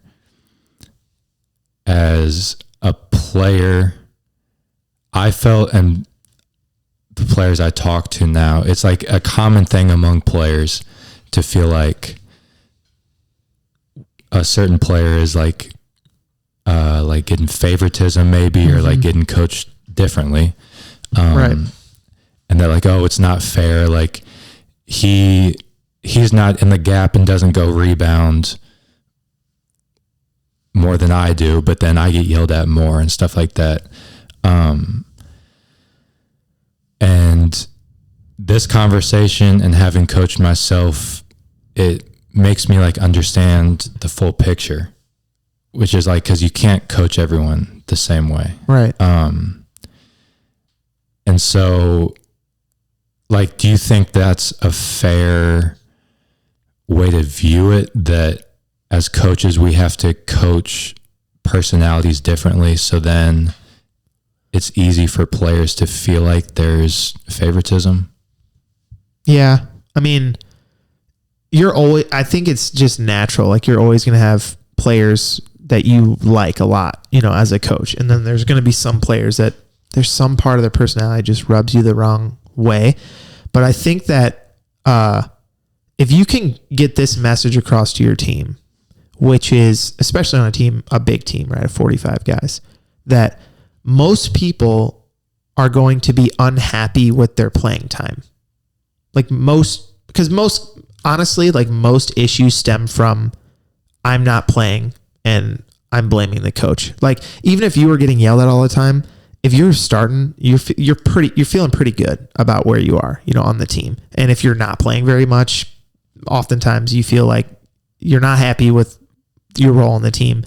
And usually you're feeling like you're being screwed by the coaches, or you're being treated unfairly by the coaches. So if you can get your players to understand that most people aren't happy with their role. Most people, how many guys start on a team of 45? How many guys start? 9. And then there's some starting pitchers, right? Everybody else isn't playing as much as they want to. So it's not like I'm not sliding you. Most people are unhappy. So in order to have a team that has good team chemistry, you have to get a pretty strong collection of guys that aren't playing to embrace their role. And you're not going to have a utopia. Not everybody is going to be just happy with their role in the team. But you need enough players to buy in that say, okay, even though I'm not playing as much as I want, what do I still bring to the team? Especially at the college level, because these are mature, young adults. They're paying thousands of dollars to come to your school. There's a lot of expectations that come with that. So you have to be very clear with your players about, these guys are playing not just because they're my favorite.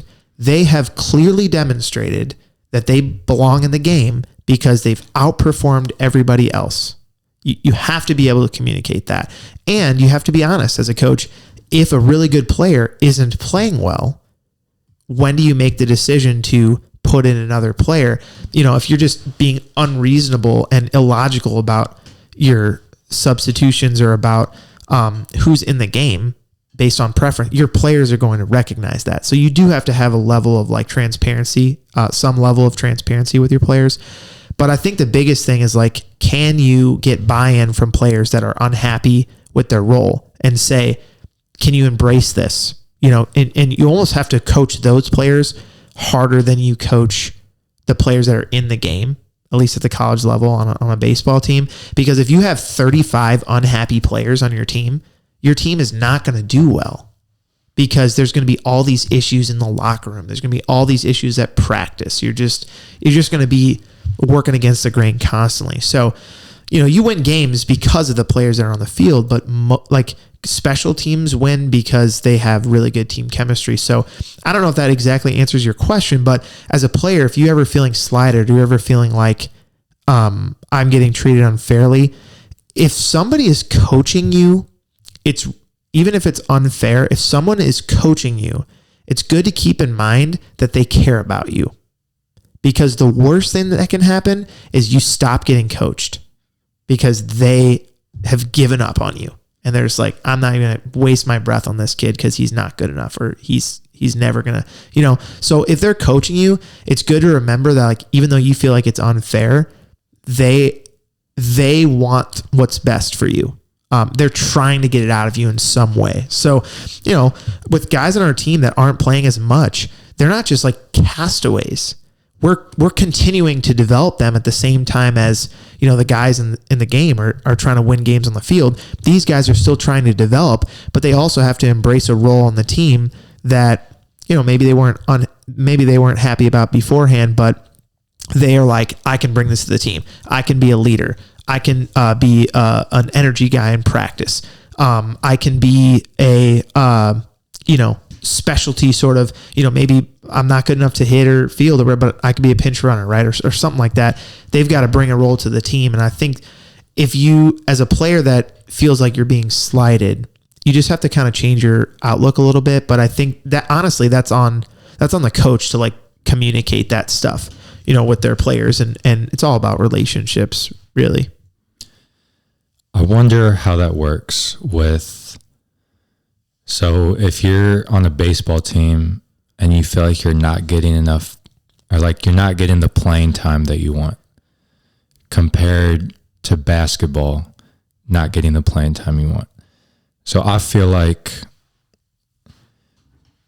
for basketball, you're not getting enough, not getting the playing time you want. You're getting 12 minutes a game. You feel like you should be getting 20, 25.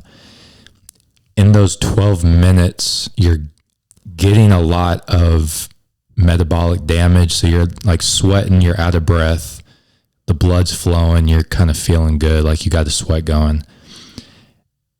For me, I feel like that would make it, like after the game, you would be less in your feelings, more so than baseball, just because with basketball, you got that sweat going, so you're kind of like feeling good. Like you felt like you did at least contribute in a little way? For me personally, sweating, getting out of breath, it like relaxes me in a way, helps ground me. Yeah, in baseball, you may get in the game for one inning, and you didn't even get an at-bat. Exactly. Yeah, for sure. I just think they're just two different sports.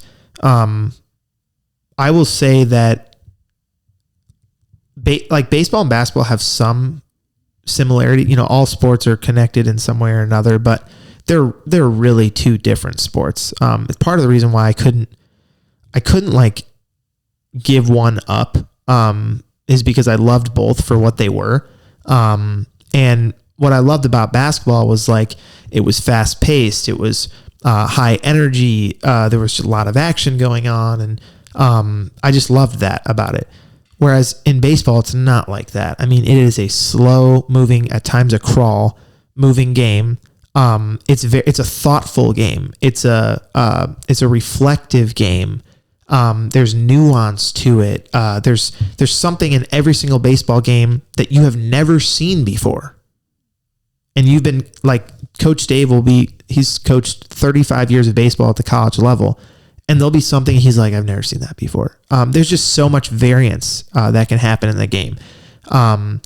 Where in basketball, there's patterns, and it's repetition, and it's real time calculations of how do I make this angle of a bounce pass. Where in baseball, you could be in left field, you could play the whole game, and you're not getting a fly ball until the 9th inning. You got to be ready every pitch, but there's so much downtime. So they're just two different games. So I always felt like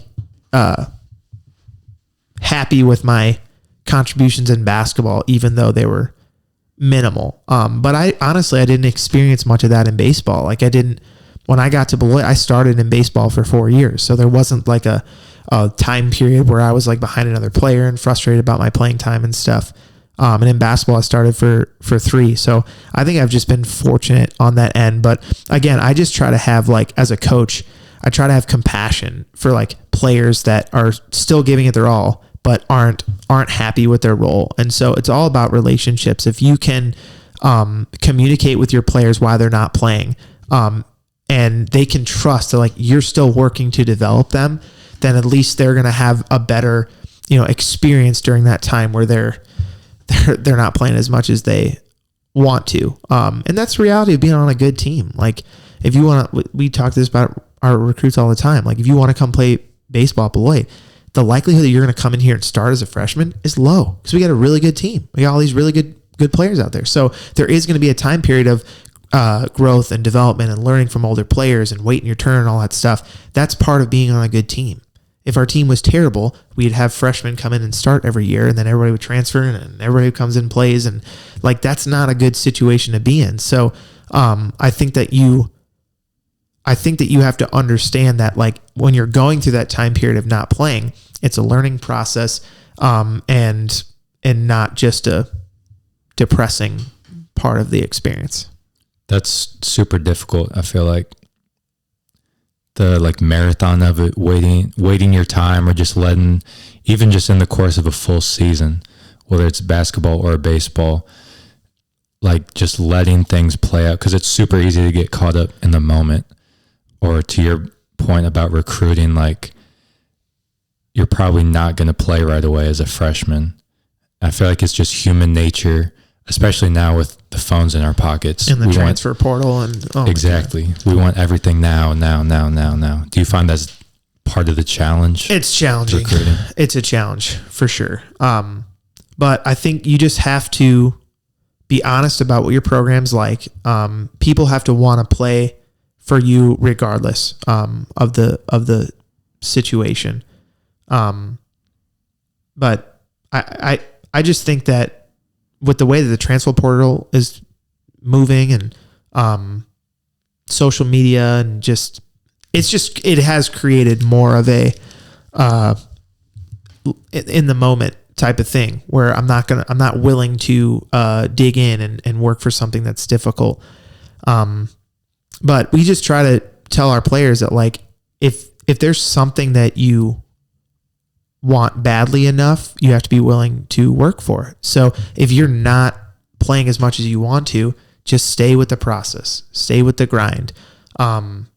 They don't have to feel like they have to do it all themselves. They can come in and talk to the coaches about where they stand and how they can improve. And it's a huge challenge, but we at least we've been fortunate enough. We've been lucky enough to have really good team chemistry these past few years, and guys that want to be there despite, they're not playing as much. They care about their teammates, and ultimately they want the team to win. And if you're going into college sports just because you want to be on the court, that's dumb in and of itself, because how many games are there in a season? For baseball, there's 40. For basketball, there's like 25. So there's 25 games in the whole season. You're going to put in work that entire year for just 25 games. Like, I feel like if you want to play college basketball, you have to want to lift. You have to want to, get extra shots up in the summer. You have to want to, grind. How many practices do you have? Webster had 80. So you're going to have more in college. I mean, it's an absolute grind. If the only reason you're doing it is just for game time, that's stupid.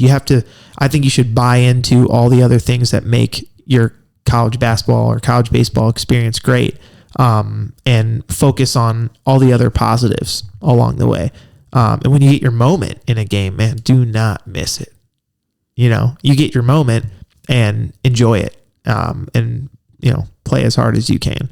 That's an interesting point. 25 games. For a whole year. 40 minutes a game, whatever 365 times days. 40 is. That many minutes out of how many minutes in a year?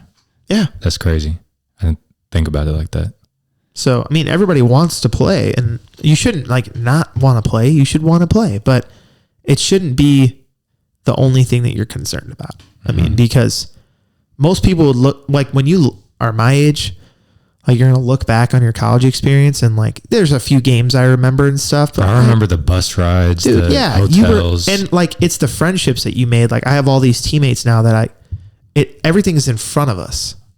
It's about the life. You're about to stand up in weddings for people, and it's about what's in front of you. So you're not going to look back and, I mean, I wish that I could, still play, but I mean, Coach Dave is now 50, 55 or something like that. He's like, I wish I could turn the double play, but I can't, and I don't care. It's just not part of my life anymore. And so eventually when you get far enough away, it just doesn't matter. And I think what does matter is all the important habits that you built, the skills that you learned, and the teammates that you have.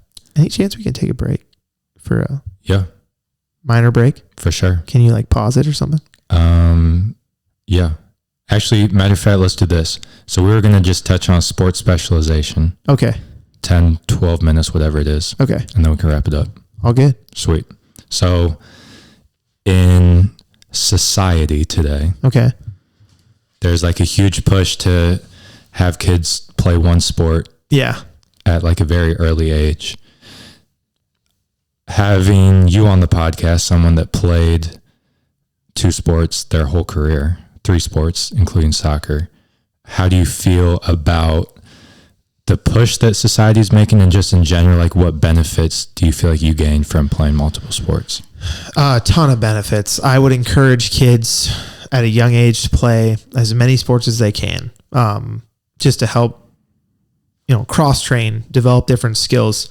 I played baseball, basketball, and soccer. I'm trying to think of any other sports that I really played with teams and stuff. I mean, I played a ton of sand volleyball growing up, but not in organized leagues, but so much ping pong and bowling. I mean, just golf. I play a ton of golf now. I just think that there's so many different skills that you can learn from playing different sports that will help you overall as an athlete.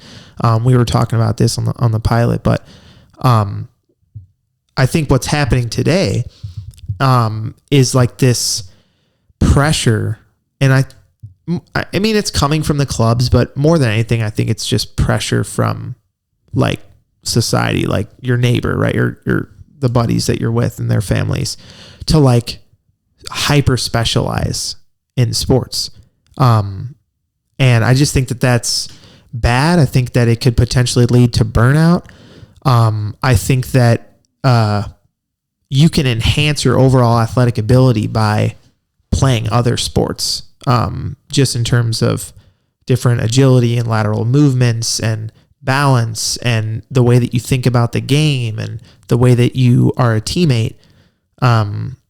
So I would encourage kids to, at some point you do have to make a commitment to these are the sports I'm going to focus on, or this is the sport I'm going to focus on. But I think playing year-round basketball where you're constantly in season, constantly playing games from age 7 on is, in general, not good. If your dad was an NBA player or something, I mean, okay, you can do that. But in general, for just a standard person, I don't think that that's good. I think that playing a lot of different sports, having different coaches, not having the same coach, but having a baseball coach and having a basketball coach and having a volleyball coach and having a swimming coach, whatever, it's just going to give you different experiences. You're going to have to deal with different environments, different changing environments. It's going to allow you to, I think, overall be a better, well-rounded athlete. So that would be my, if I had a kid, that's what I would have him do. And then once he starts to figure out for himself what he's really good at and what he really loves, then he can focus on that. But that would be my advice.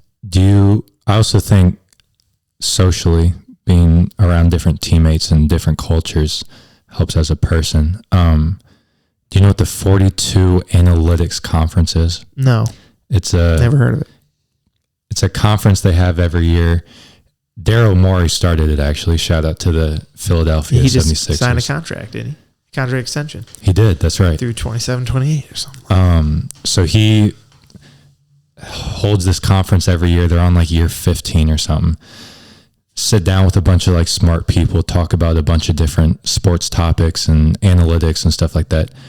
There's this conference that they had last year that I was watching recently with these two authors, and they were talking about sports specialization, and they were talking about how the earlier a kid chooses one sport, the higher likelihood it is that they choose the wrong sport, just based on how that's a good point. If they choose baseball at age 6 or whatever, and then they just spurt up and grow a bunch of muscles or something and develop this basketball body at 12. We also haven't mentioned football one time in this. That's right. This whole podcast. That's a huge sport. Popular. Yeah. I mean, the reason that football, I think, is declining a little bit in popularity is at a young age, right? It's just injury and understanding of CTE and how all that stuff can affect you down the line.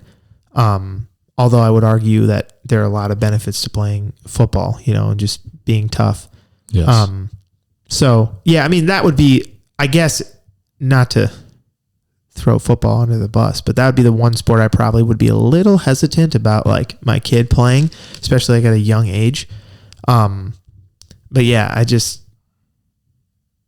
think that playing multiple sports for a long time allows you to grow into these different sports. Like you said, figure out what's going to be best for your body and your strengths and skill sets. And, also playing sports isn't always about playing college sports. Like it's also can just be, like you said, socially, like it's a part of your life experience. And if ultimately you just go to, Mizzou and you're just a student, like you're still going to take the things that you learned in playing a high level of sport growing up and put that into action in your life. I think that's a good way to wrap it up, man. We went through your whole journey. Yeah. Bristol. Back to Beloit. Webster grew